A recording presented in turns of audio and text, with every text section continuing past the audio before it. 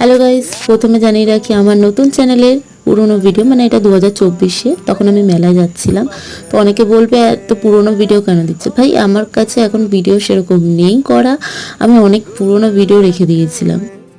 তোমরা দেখতে পারলে আমার কালুয়া বাচ্চা আমার পেছন পেছন আসছিল। তো ও প্রায় টাইমই এরকমই করে, এখনও পর্যন্তই এরকমই করে। তো দেখতে দেখতে আমার বান্ধবীর বাড়ির কাছে চলে গেছিলাম। তো এই পুচকু বাচ্চা বিড়ালটা আমি দেখতে পেয়েছিলাম। তো ওর সাথে একটু গুনসুটি মজা করছিলাম আর কি। দেখতেই পাচ্ছ কি কিউট। আর এই প্রথমে ও অ্যাকচুয়ালি ভয় পেয়ে গেছিলো, ওকে কোলে নিয়েছি। তো স্বাভাবিক পশুরা একটু ভয় পেয়েই যায় একটু, কারণ অনেকেই মারে ধরে, তোমরা অনেকেই জানো কীরকম ব্যবহার অনেকজন করে।